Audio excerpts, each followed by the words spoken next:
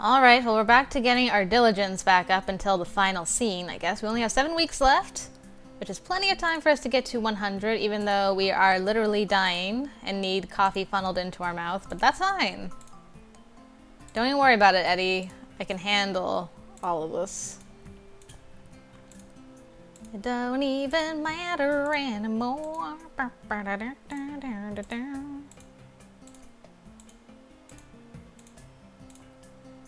And this should get me to 100.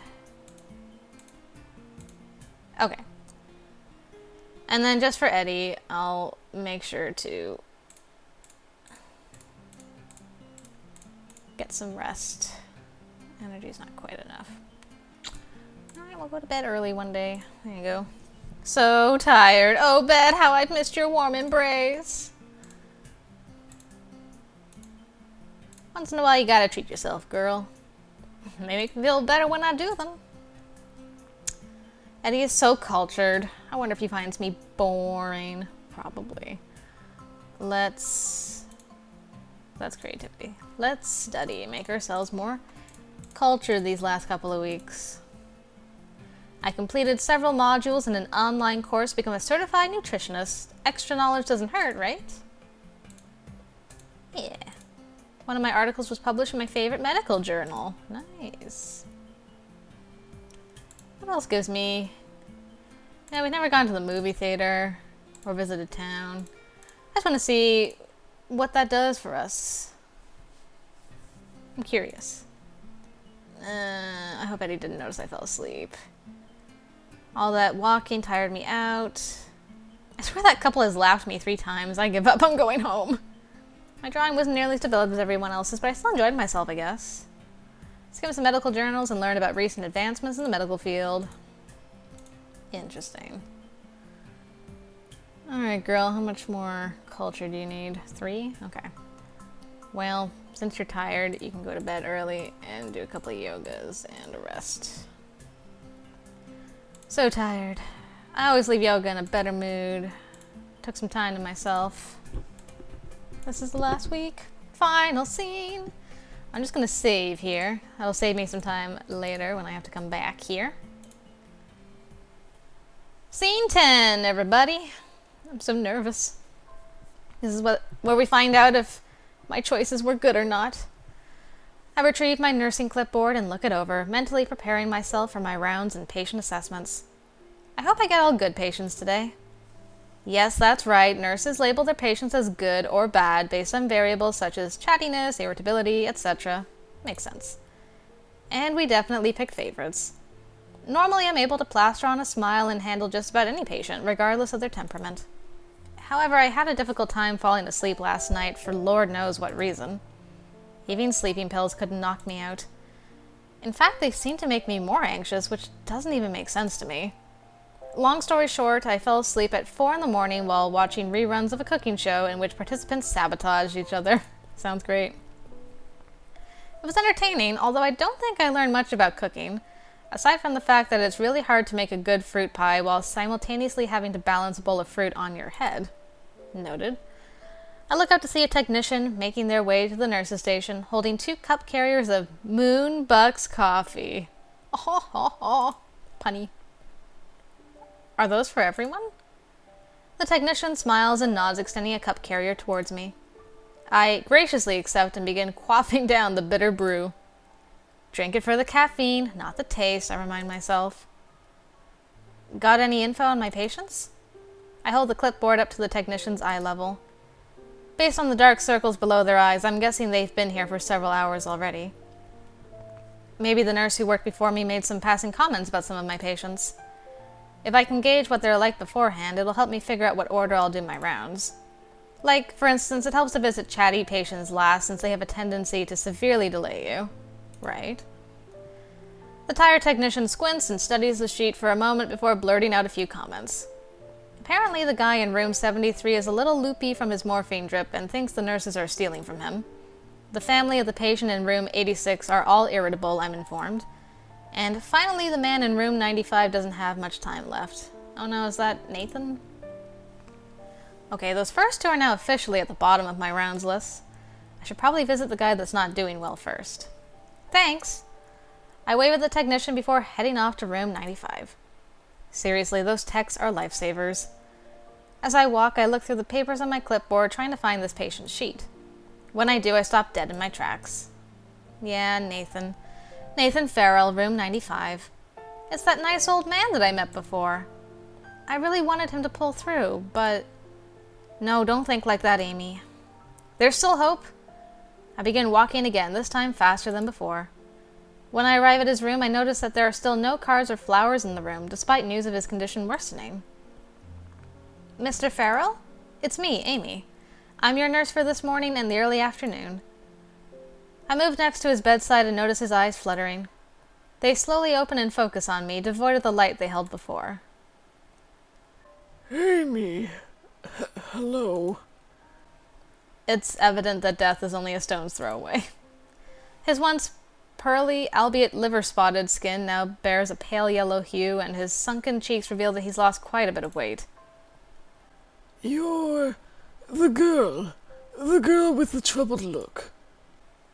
I grip his hand and hold it tight, fighting back tears. I'm honestly shocked that he remembers me. Yes, that was me. Do I still look troubled? Little. You're a kind man, Nathan. Thank you for noticing me. But if I might ask, where's your family? Nathan averts his eyes from mine. Aww. So sad. Amy, I didn't used to be kind. I thought I was, but in truth I only cared about myself. My family is not here because I abandoned them emotionally. Now they've abandoned me. I don't blame them. What? In my youth, all I cared about was my career. I felt that if I achieved more success, then I would feel happy. I told myself that if I just got that promotion, then I'd feel satisfied. But when I was promoted, my feelings didn't change. I still hated myself. So I figured that another promotion would make me feel successful and therefore happy.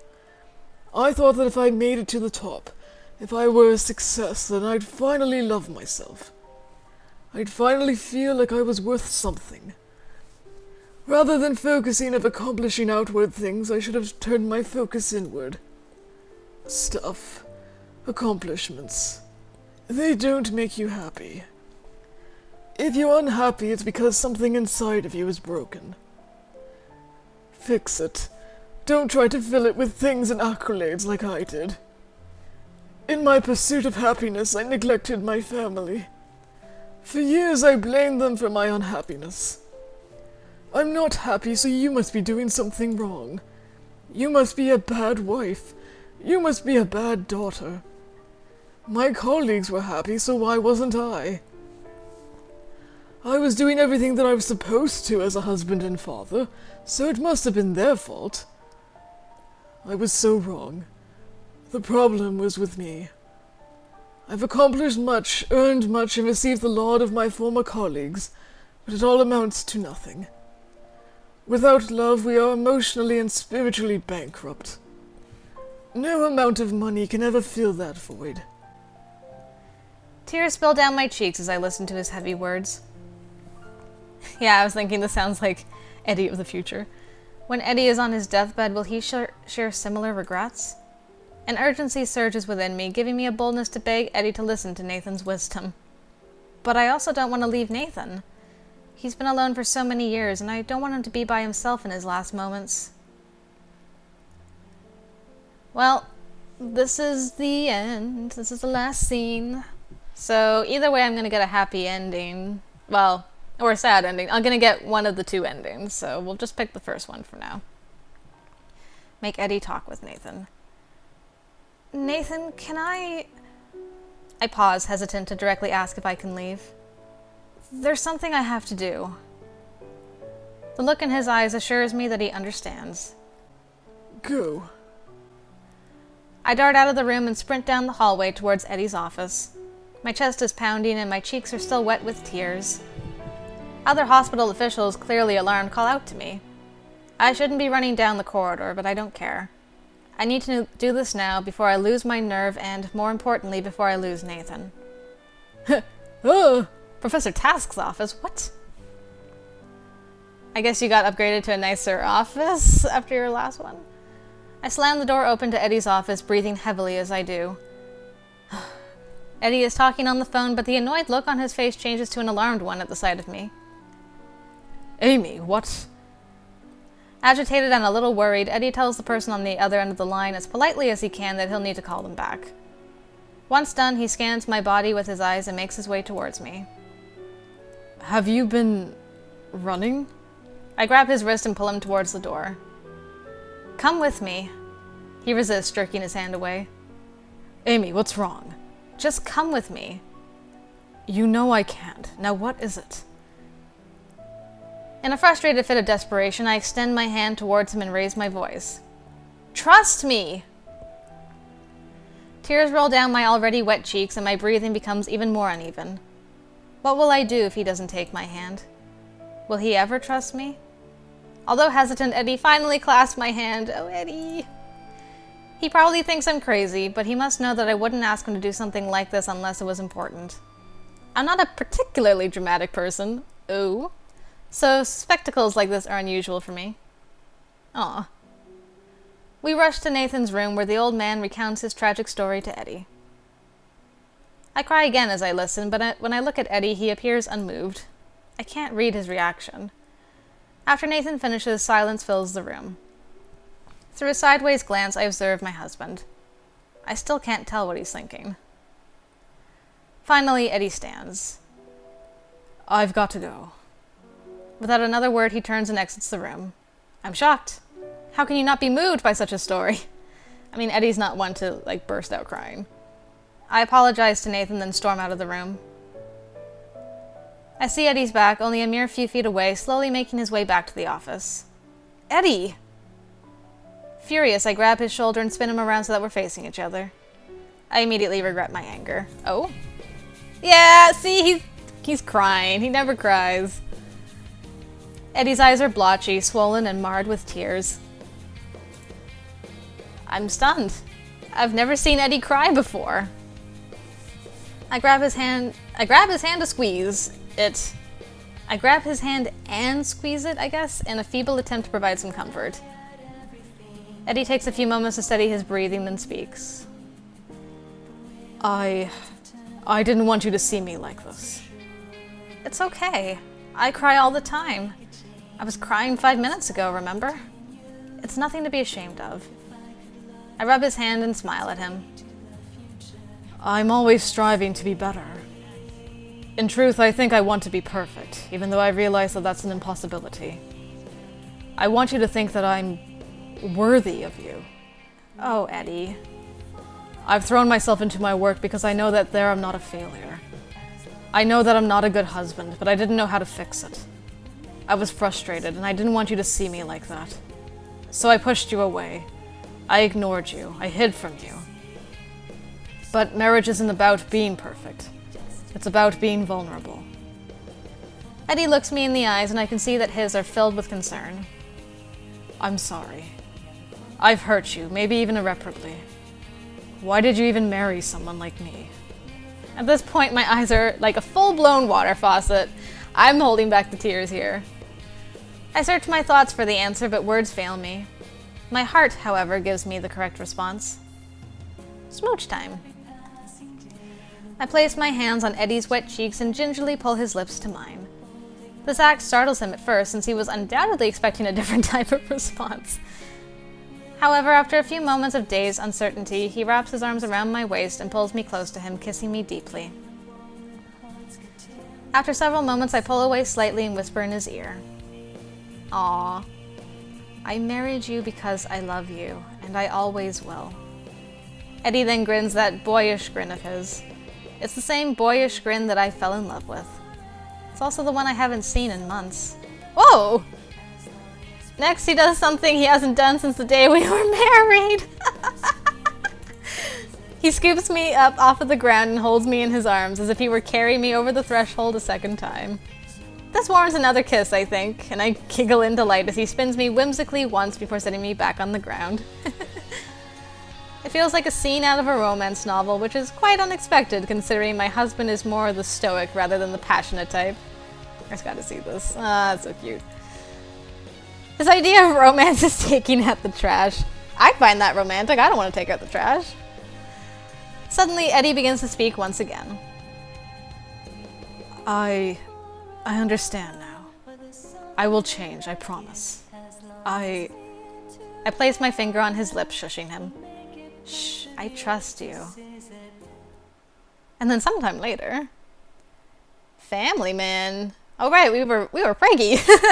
I lift the lid of the crock pot and peek inside, inspecting the beef stew. Upon first inspection, it appears to be ready, but after I poke the beef with a fork, I decide to let it cook longer.